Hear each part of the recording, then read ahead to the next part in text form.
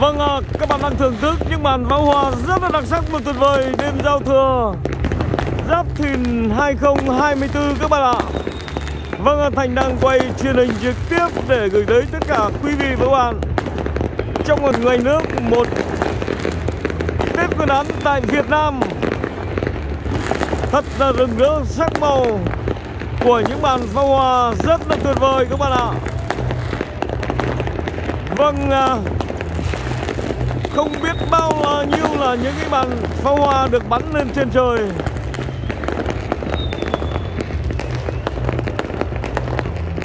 Những màn pháo hoa thật đặc sắc. Vâng, xin kính chào quý vị và các bạn. Xin mời các bạn trở lại với video tiếp theo trên kênh của Thành Vũ. Vâng, các bạn đang xem những cái màn pháo hoa đêm giao thừa Giáp Thìn 2024 rất là tuyệt vời các bạn ạ. Vâng, rất là nhiều những màn pháo hoa được bắn lên trên trời rất là tuyệt vời các bạn ạ. Vâng, Thành sẽ quay những cái hình ảnh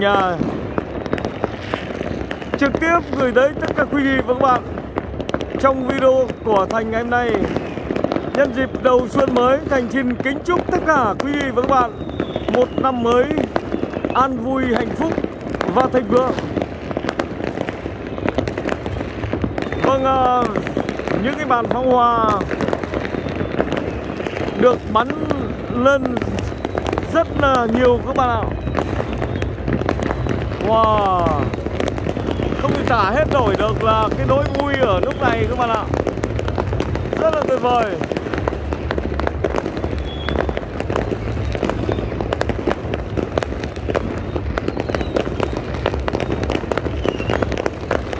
Vâng, những hình ảnh được truyền hình trực tiếp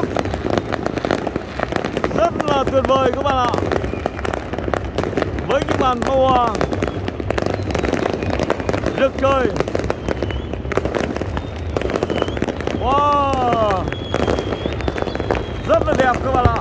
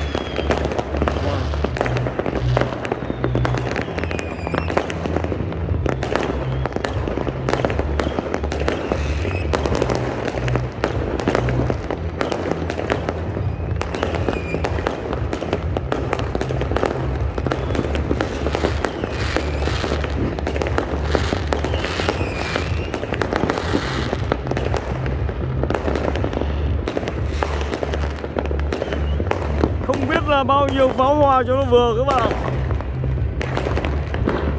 Những cái màn pháo hoa thật đặc sắc. Wow,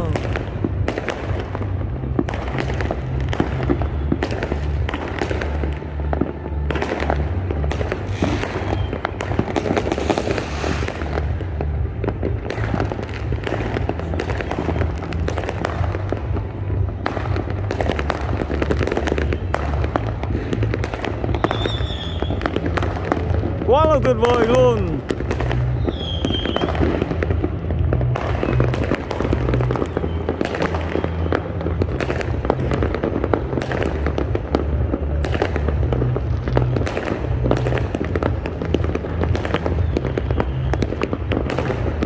Không biết là bao nhiêu pháo hoa cho nó vừa các bạn ạ.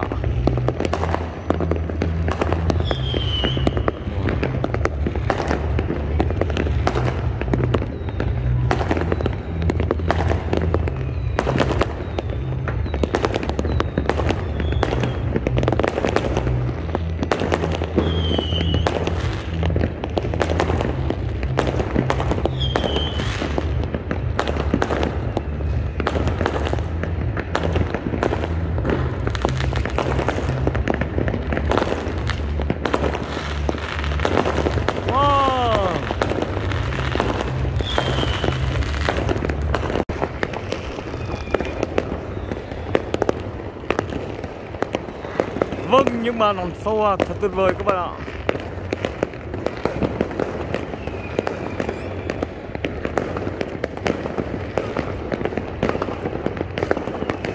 Bốn xung quanh.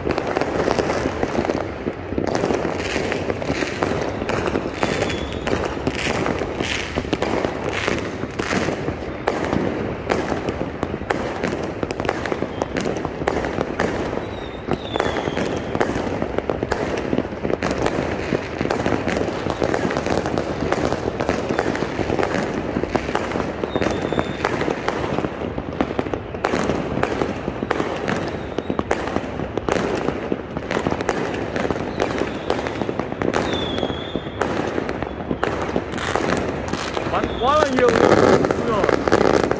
Wow.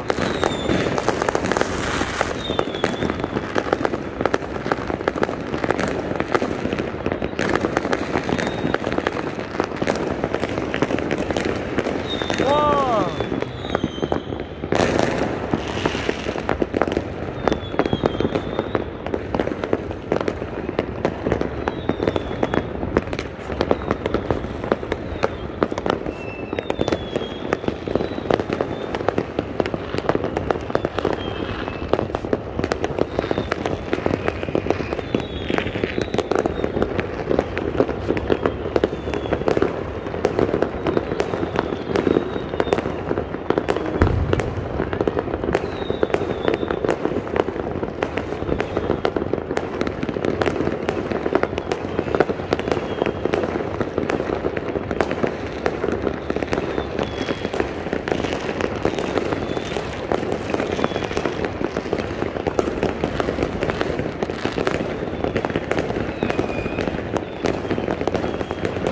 Rồi luôn.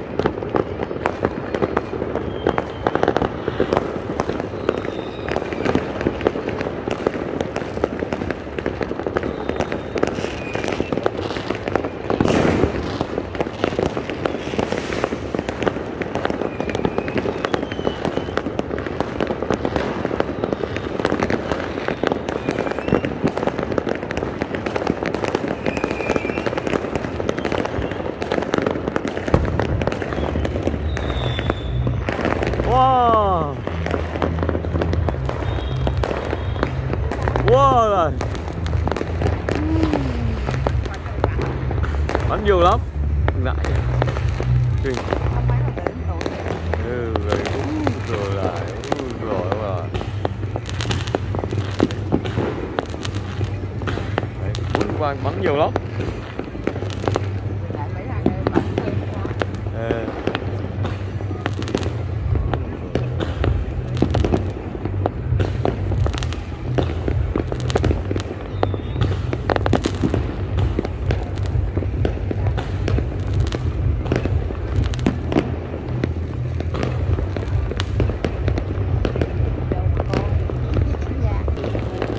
Trời, không biết bao nhiêu là pháo hoa luôn.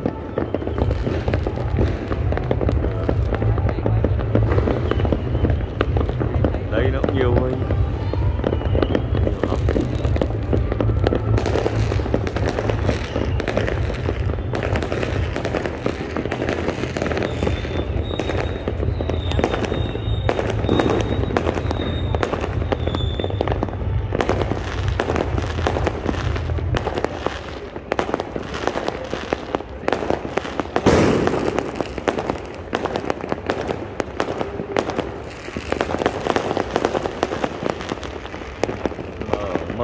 màn hình nghe sáng lên.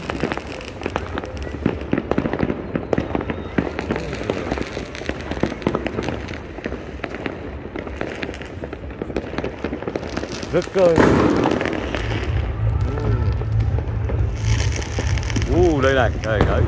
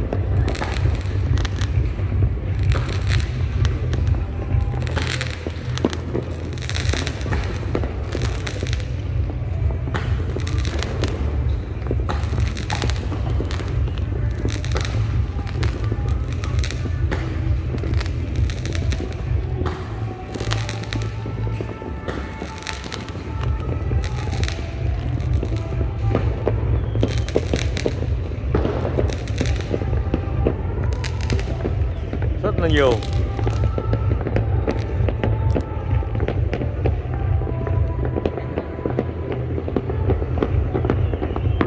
Phúc chúc mừng năm mới.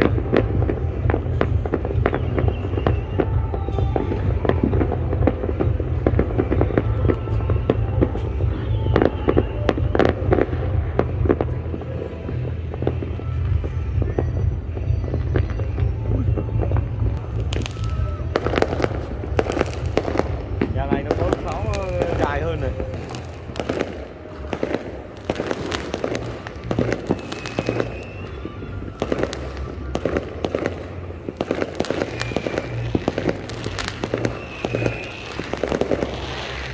Wow.